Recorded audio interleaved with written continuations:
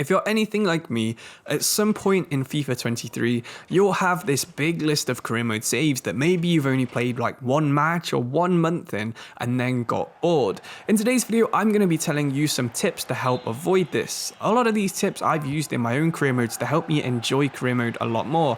You can imagine, because I make so much career mode content, that I am constantly restarting and trying to play them in a more fun way. So I'm going to be sharing some of my favorite ways to keep your career modes a lot more fun. The first thing that I always do now before starting any career mode is think about what kind of save I'd like to do. At the minute I'm playing one with FC Südtirol. I'm going to be focusing around the World Cup because I know this is probably the last FIFA game where the World Cup's actually going to be in it. So I'm going to focus on getting promoted from Serie B to Serie A and then taking an international job and trying to win the World Cup in 2026. This gives me an end target. I know everything I need to do throughout the career mode. First of all, I need to sign a bunch of good young players. Then I need to get promoted to Serie A, and then I need to take the best international job offer that I can find just so I have a chance of winning a World Cup.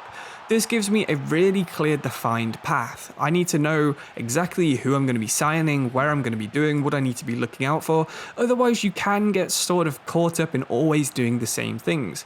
I know a lot of people love developing young players, but every single save you do can't just be a youth development save because you will eventually get bored of doing them. You do need to have some saves, maybe do one as Barcelona where you sign Messi and try and get like Dybala on loan and stuff. Just really big name players and see if you can win the league in the first season with Barcelona. Just making your saves a bit more different and having a goal when you start them is the first step, in my opinion, to having fun saves on FIFA career mode. The second thing that's always important, because you can't actually change it on FIFA career mode, is to pick a team with kits or history or a stadium that you really like. They're just about the only things you can't change. Of course, you can sign new players, you can change your manager now on FIFA 23, you can give yourself loads of budget, but you still can't change your kits after you've started your career mode. It's the thing you're probably seeing the most throughout the career mode, so it's always important you first of all decide on what you want into your save and then try and find a team that is going to look good while you do it. The second and third tips are kind of related because the next one is that you shouldn't rebuild your team every year. I do think you should be attached to your kits and history or stadiums, but you should also be attached to the players that you have in your career mode save. I know a lot of people, even Nottingham Forest in real life, the team I support, think that signing 22 players every single season is going to be something good. Well, look what's happened to Forest this season. We started off the season really badly, and that's exactly how it should be. With there being no chemistry or any sort of links between the players on FIFA career mode, it's super easy to do this. But if you want to keep your save a little bit more fun, why not try and keep at least maybe 5 or 6 of your starting 11 the same every single year? This still lets you sign a bunch of new players, interesting players that you want to use, but it does also give you the chance to make sure you have some players join you on your rise to the top. If you do have a player you really enjoy using, you might get bored of playing your save normally after one season, but because you want to see how far this player can go, you then might play season 2. In season 2, you might find another player you really like, and then all of a sudden you've got 2 players you're following for season 3. I know FIFA career mode starts to get boring between seasons 4 and 5, really, when all the old players have retired and all the regens aren't quite good enough. But if you progress past season 5, you can find the game gets really fun again with the amount of quality regens out there. I really do recommend you do this because it's a super easy thing to do. Just limit the amount of signings that you're doing every single season. If you're normally playing in the same league, you'll probably have some different preconceived perceptions of some of the players in the league. Maybe certain teams you don't enjoy playing against, so you don't want to play as them. Maybe there's some players that always seem to score against you, but they're useless when you use them. These kind of biases are going to make your save maybe a little bit more worse than if you were going in totally blind. So why don't you give a few different leagues a go? You don't always have to play in England, Germany, France or Spain. Why not give something like Italy a go now? It's got a second division if you've never played there, or the MLS, which is one I always recommend just because of how even it is. You can pick any team you like and be in with a chance of winning the league in the first season. If you're finding teams are too easy in a different division, why not make a creator club that's nowhere near good enough? Give them no money, give them a really low team rating and old players, and see if you can sort of struggle your way to be level and eventually win the league that you're interested in.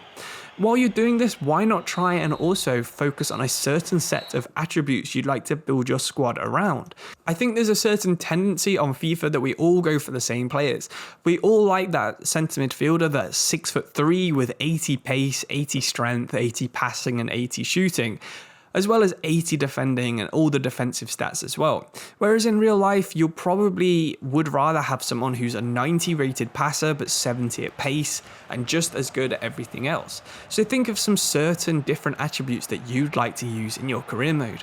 For example, you could choose a style of play that's maybe high pressing, so you're constantly looking for players with maybe high work rates, really good strength so you can win the ball, and really good stamina so they're not always tired. Maybe you prefer counter-attack, which a lot of people do on career mode.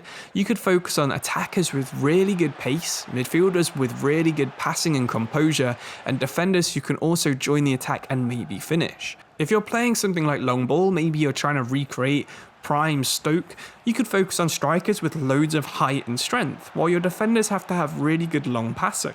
I can't emphasize how much having an ethos or a style of play really does make career mode a lot more fun. Another way of making it more fun is adding a bit of randomness. Every single career mode can basically be the same. No matter who you're playing or where you are or what systems you want to play or who you're signing, you're always going to have the same sort of thoughts when it comes to building your squad. So I'd like to add a bit of randomness to your save. There's a ton of storylines out there. You can see them on Reddit, you can see them on Instagram. I've even made a generator that can just provide you with a random one on my website. So check that out if you're interested in that.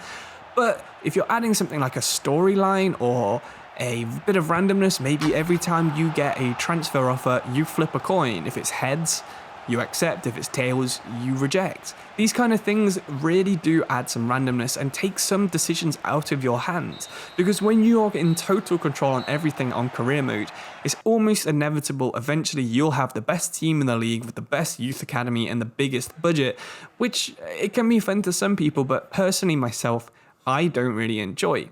So make sure you're adding at least a tiny bit of randomness to your career mode saves if you want it to be a bit more fun. My final tip is to add some realism into your save. A lot of the videos on this channel are based around realism for different random areas of the game, so make sure you check some of them out if you're not sure what I mean. But if you follow realistic league rules, for example, so maybe if you're playing in the Premier League, you make sure you do only have the 17 foreign players out of your 25-man squad. Things like this can add a bit of decision making into your squad. Maybe you need a new centre back, but you've already got like 6 really good strikers who are all from Brazil. You can decide to sell one of them and replace them as a centre back in your defence. Making decisions like this does make the game more fun, it makes it more difficult, and in my opinion, it makes it a lot more enjoyable. My last tip actually is going to be consider moving clubs as well. I always enjoy journeyman careers. They're always super fun in my opinion. Moving to see what new teams can do, moving to see what these players can do, and in my opinion, the most fun thing is moving to a rival. Maybe you start out as Manchester City, you win the league in the first season, you've made your team even better, you've got Mbappe, Haaland and João Felix up front. Then you can decide to move to Manchester United. Of course, this would never happen in real life, maybe it's not the most realistic thing, but what you've now got is this super rival that you need to beat. So now you have to strengthen Manchester United to be just as good as your Man City team you've already made. This is a super cool challenge, and you can keep doing this every couple of seasons, and eventually you'll have a team with maybe 10 or 12 really good teams that you've built, and you're responsible for making sure the players all fit together, and hopefully making sure your save is super fun. If you've got any suggestions, leave them in the comments below. Like the video if you enjoyed this, subscribe if you want to see more FIFA 23 tips and stuff like that, and I'll see you soon for another video. Thank you, and goodbye.